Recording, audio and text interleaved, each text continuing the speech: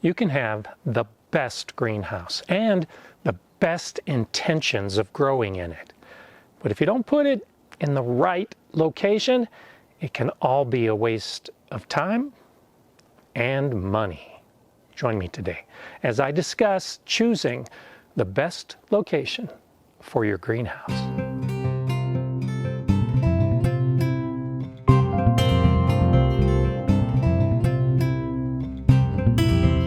Hi, I'm Gardener Scott, and I'm lucky enough to be growing in a Planta greenhouse in what I think is the ideal spot for my garden.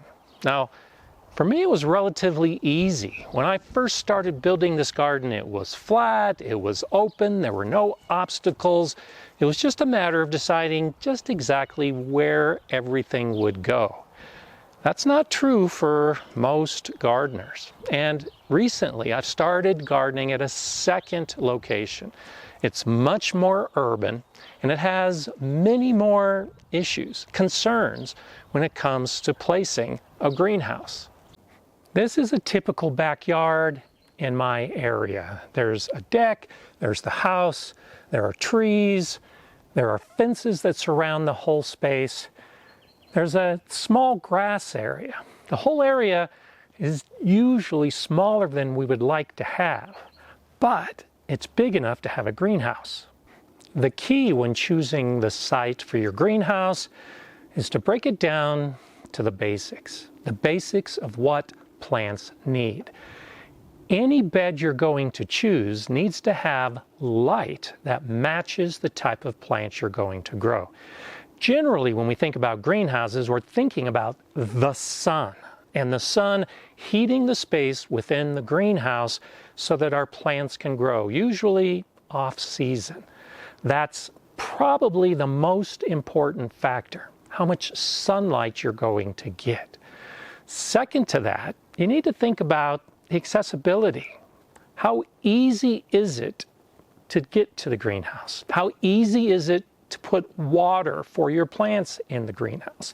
And if you want to garden beyond the primary summer growing season, how accessible is electricity to that greenhouse?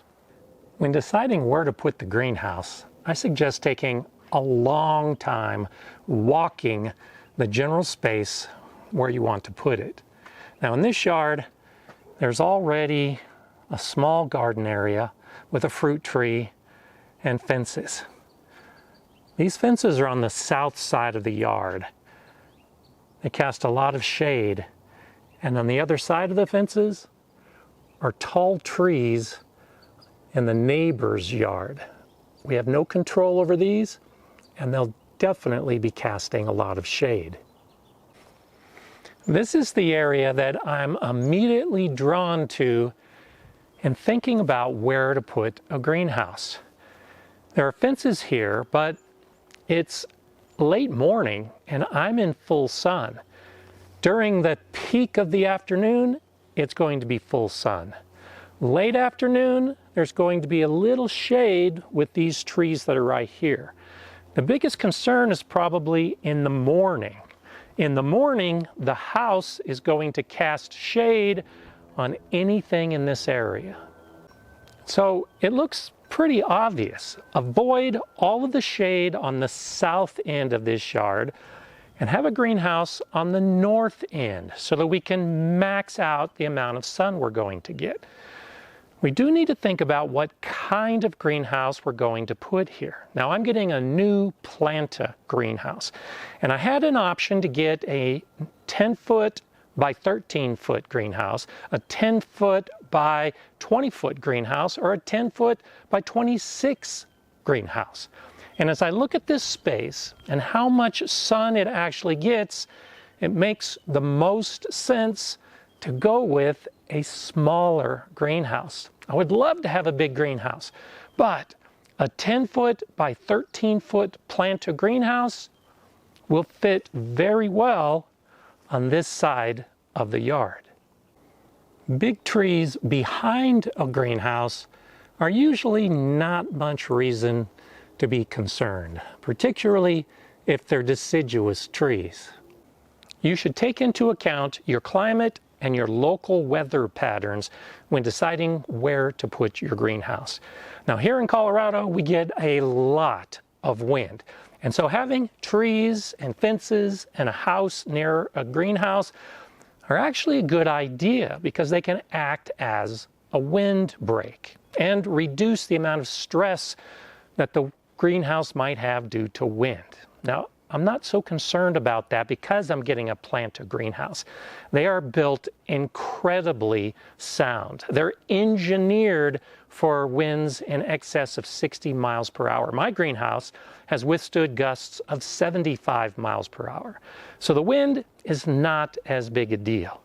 I'm more concerned about that tree and snow. This ponderosa pine tree will have needles all through the winter. And in a big snowstorm, it's going to be covered with wet, heavy snow.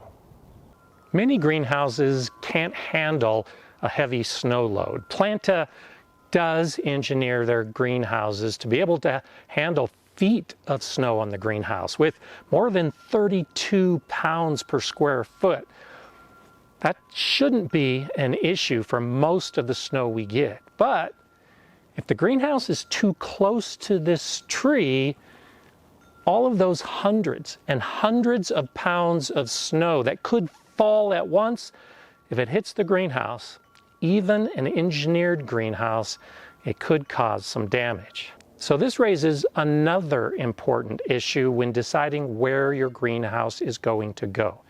What can you move? What can you remove? And what is stationary that has to stay in place? Many gardeners who go to the trouble of deciding to get a greenhouse and choosing a good greenhouse will look at what they already have in place and then decide where they're going to fit the greenhouse in.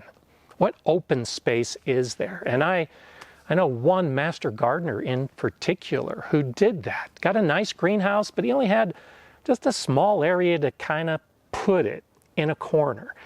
And afterward discovered it didn't get enough sun. And it had low access to water and no access to electricity. And ultimately, it became a tool shed. I think a greenhouse should be used. It should grow plants. And it's easy to look at this spot and say, well, here's the edge of the grass. We'll just put a greenhouse behind here and hope for the best with that tree. Well, how important is a small area of grass when compared with the best location for a greenhouse? If we remove some of this grass or move it to another area, we can now use this space for the greenhouse or for a portion of the greenhouse. Get it away from this tree. But even then, we decided to take it one step further. As far as we could move the greenhouse, the tree would still be a problem. The solution is remove the tree. Now, that sounds drastic, and that's a big tree, and it will be expensive to remove that tree.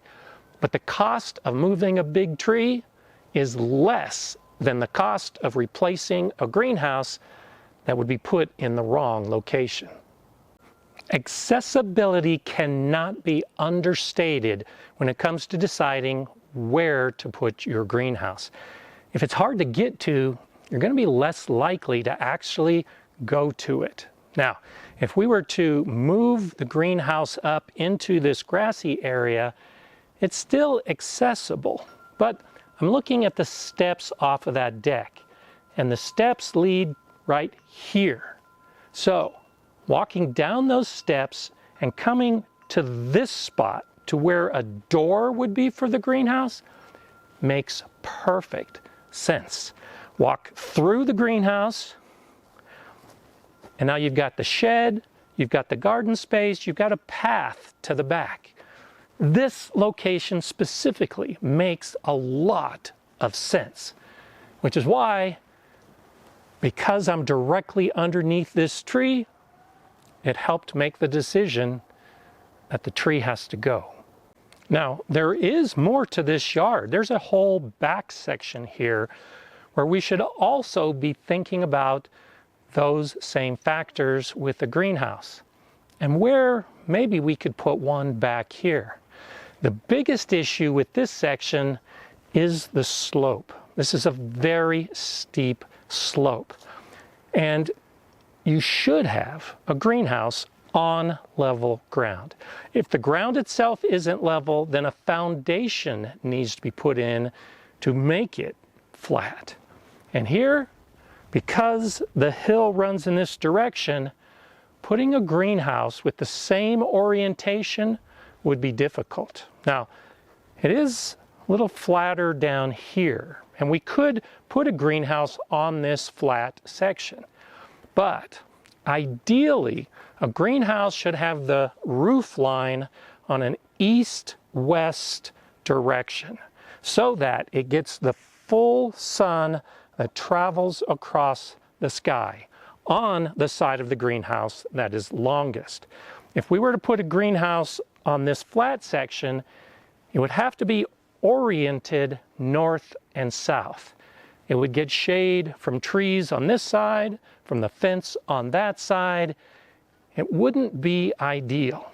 It could be done, but it's going to take a lot of work to put a greenhouse here. Now, there is a slight slope in this area that I'm beginning to think is the ideal area for this yard. But instead of feet of variation in the back, here we have inches of variation. So we will need to have a foundation to ensure that the base is level. But it's going to be much less effort here than in the alternative site.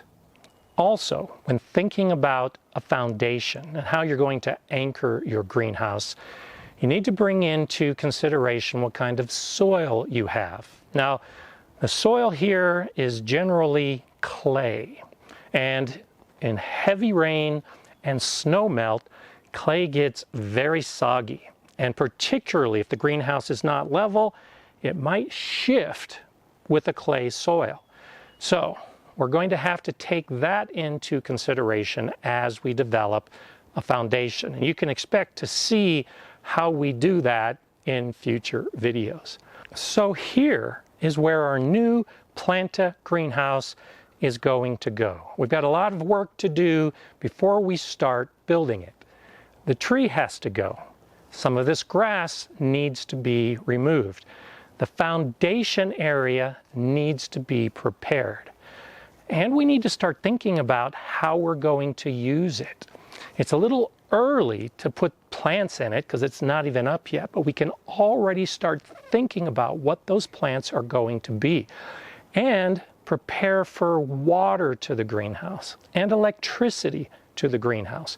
All of these important considerations, once we've decided on the location, we now need to figure out how to make all of those things happen so that we can grow the best we can in our new greenhouse. Of course, I'll be using many of the lessons learned with this Planta greenhouse as I start growing on the new site. You can expect to see a lot more to come. If you want to see what I've already done with this greenhouse, we'll go ahead and watch one of these videos next. I'm Gardener Scott. Enjoy gardening.